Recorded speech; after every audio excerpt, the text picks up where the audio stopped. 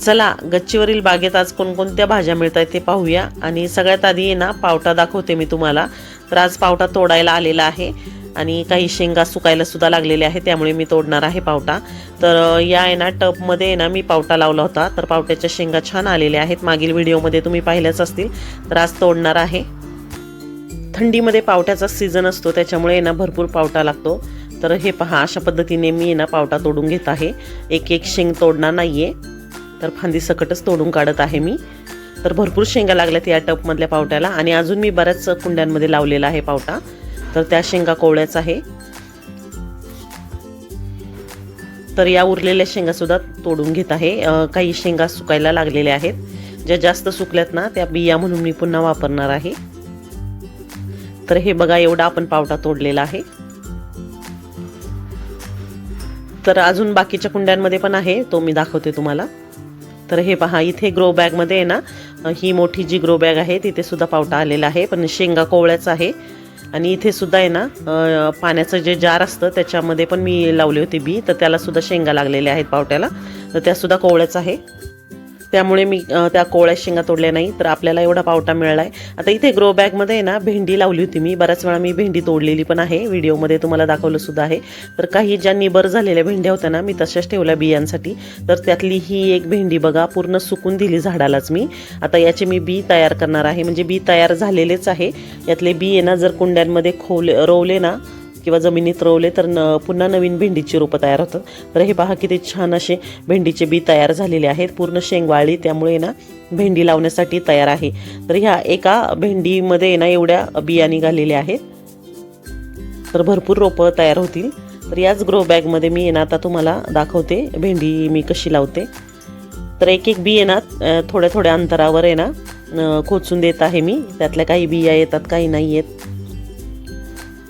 तर हे पहा, असं आहे ना खोचून द्यायचं, साधारणतः 1 इंच अंतरावरच खोलीवर खोचायचं, नाहीतर काय होतं जास्त खोल बी जर आहे ना रुजवली ना तर ती उगवत नाही, सडून जाते मातीमध्ये।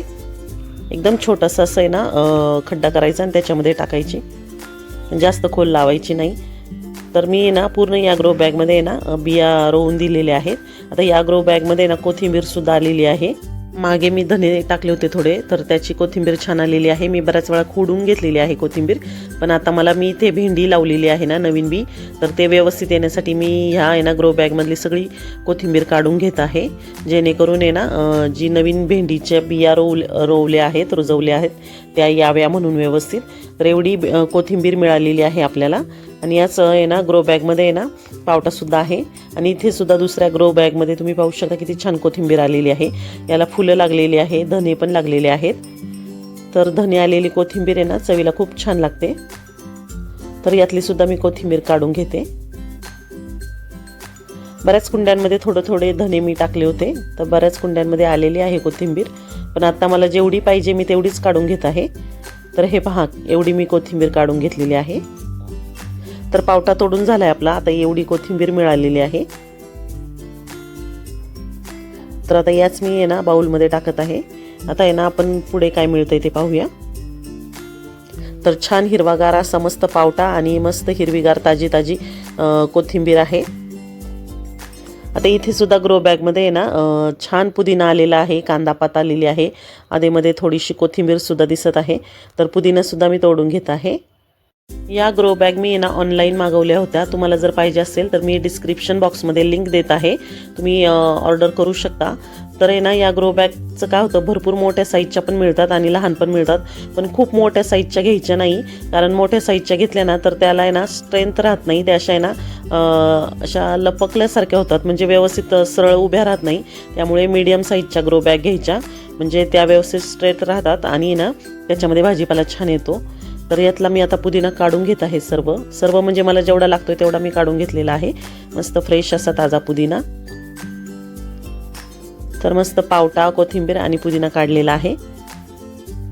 तर बऱ्याच ग्रो बॅग मी वापरलेल्या आहेत। इथे आळू लावण्यासाठी सुद्धा ग्रो बॅग वापरलेली आहे। फक्त विकत जेव्हा आपण ग्रो बॅग घेतो ऑनलाईन किंवा आहे ना मार्केटमध्ये जाऊन, तेव्हा काय करायचं, आणल्यानंतर पण त्याला आहे ना खाली होल असतातच, पण आपण अजून थोडे मोठे होल वाढवायचे, म्हणजे ग्रो बॅगमध्ये लावलेला भाजीपालासुद्धा चांगला येतो. तर त्या तुम्हाला पाहिजे असतील ना ग्रो बॅग, तर मी लिंक नक्कीच देते डिस्क्रिप्शन बॉक्समध्ये, तुम्ही तिथून परचेस करू शकता. फक्त खूप मोठ्या साईजची ग्रो बॅग घ्यायची नाही, मीडियम साईजच्या घ्यायच्या, म्हणजे छान कमी मातीमध्ये भाजीपाला करता येतो.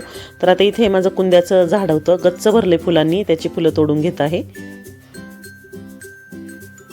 हिवाळ्यामध्ये कागड्याला कुंद्याला भरपूर फुलं लागतात, त्याचा सीझनच असतो, त्यामुळे ना झाड गच्च भरतं. आता ही एवढी छोटीशी बकेट आहे, तरी या कुंद्याला किती तुम्ही पाहू शकता किती फुलं आलेली आहे.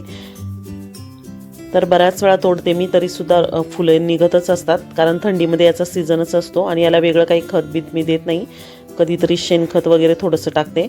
आता आहे ना गुलाबी जास्वंदसुद्धा तोडून घेत आहे, आणि ना हे मखमल झेंडूची फुलंसुद्धा मी काढून घेणार आहे.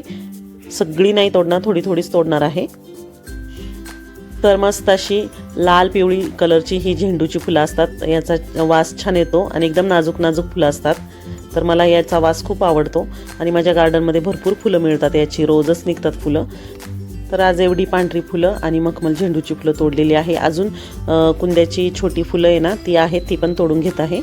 तीसुद्धा थंडीमध्ये आहे ना, हे वेगळाच प्रकार आहे, म्हणजे कुंद्याचा कुंदा म्हणतात की अजून काही, पण कुंद्यासारखीच दिसतात याची फुलं पांढरी. तर ही सुद्धा फुलं मी तोडून घेते. तर आळूची पानंसुद्धा आहे ना काढायला आलेली आहे, ते मी नेक्स्ट व्हिडिओमध्ये नक्कीच दाखवेल. आणि ना माझ्याकडे आहे ना सोनचाफ्याचं सुद्धा झाड आहे, आतापर्यंत त्याला 2-3 वेळाच फुलं आलेली आहे, आता कळ्या लागायला लागलेल्या आहे. तर हे पहा, ही आहे ना अशी फुलं मी तोडलेली आहे. आणि इथे सुद्धा ग्रो बॅगमध्ये आहे ना मखमल झेंडूची फुलं आहेत, तर त्यातली मी काही मोठी मोठी तोडून घेतली. तर रोजच देवारा माझा गच्च भरतो, एवढी फुलं मला गार्डनमध्ये माझ्या गच्चीवरील बागेत मिळतात. तर हे पहा, एवढी आपण फुलं आणि भाजीपाला तोडलेला आहे. तर गच्चीवरील बागेसोबतच मी माझे रेसिपी व्हिडिओसुद्धा या चॅनलवर टाकत असते. तर अधूनमधून गच्चीवरील बागेतील व्हिडिओ आणि रेसिपी व्हिडिओ तुम्हाला पाहायला मिळतील. तर तुम्हाला कोणते व्हिडिओ आवडतात आणि आजचा व्हिडिओ कसा वाटला, व्हिडिओ आवडला असेल तर व्हिडिओला नक्की लाईक करा, शेअर करा. चॅनलवर नवीन असाल तर चॅनलला सबस्क्राईब करायला विसरू नका. नवीन व्हिडिओच्या नोटिफिकेशनसाठी सोबतच बेल आयकॉन प्रेस करा आणि ऑल नोटिफिकेशन ऑन करा, म्हणजे माझ्या येणाऱ्या नवीन व्हिडिओचे नोटिफिकेशन तुम्हाला सर्वात आधी मिळेल. तर भेटू पुन्हा, बाय बाय.